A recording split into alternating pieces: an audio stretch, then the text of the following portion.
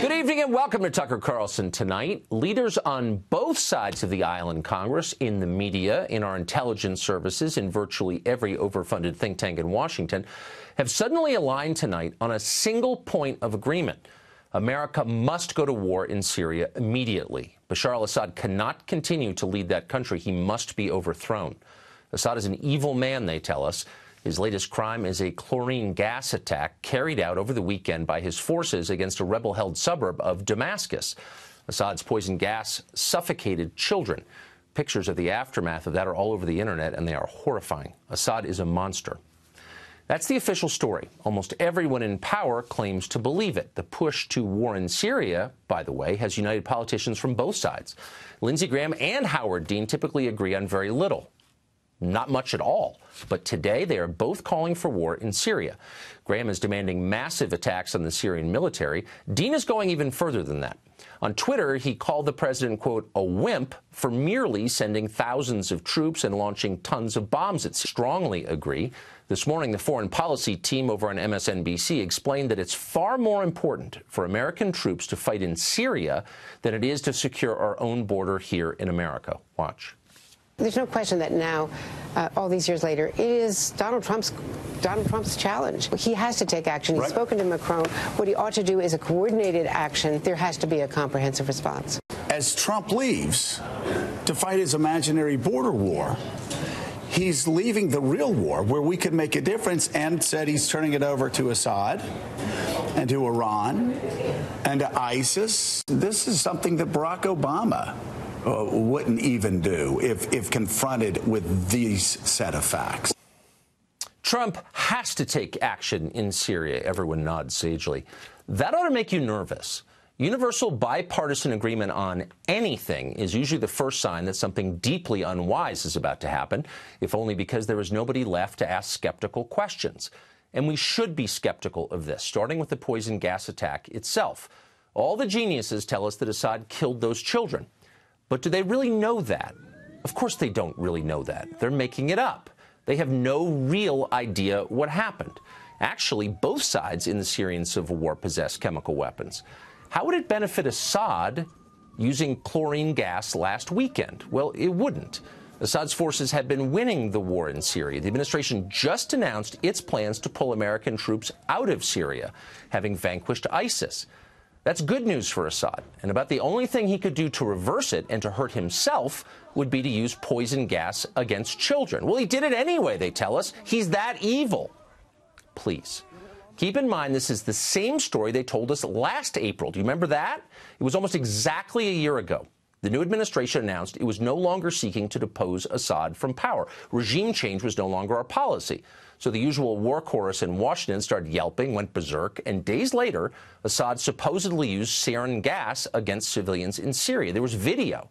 We bombed a Syrian airbase in response to that.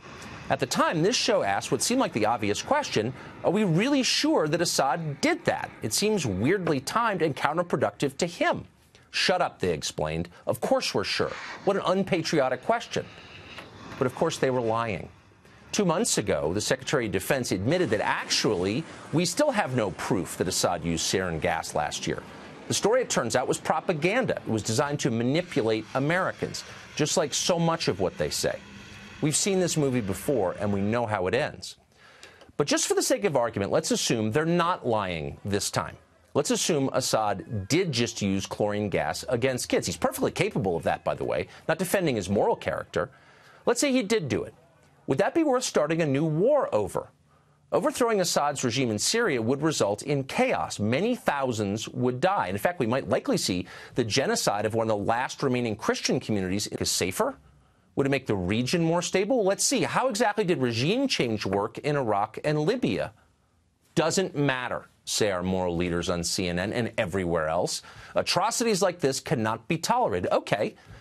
But let's be real. We do tolerate atrocities like this all the time. For example, there's a devastating famine killing children in Yemen right now. The Saudis are causing that famine. Should we drop tomahawks on Riyadh in response? Not until it's on YouTube, apparently. When you conduct foreign policy by viral video, pictures are essential. But in real life, Syria is a highly complicated place. With Assad gone, who would run it exactly? Do we have another strongman in place to install? Or is it our hope that a stable democracy will magically appear in the wake of this protracted civil war? And who exactly are these moderate rebels you're always hearing about, the ones that we're supporting with your tax dollars? Well, a lot of them turn out to be Islamist crazies.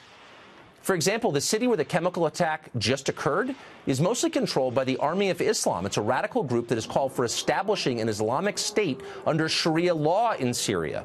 That group's founder called for exterminating all Shia Muslims and Alawites from the country. But we're supposed to wage a new war on this group's behalf. Why is that exactly? Back in 2013, when the Syrian civil war was still in its early days, one onlooker weighed in on Twitter. Here's part of what he wrote, quote, "We should stay the hell out of Syria. The rebels are just as bad as the current regime. What will we get for our lives and billions of dollars? Zero."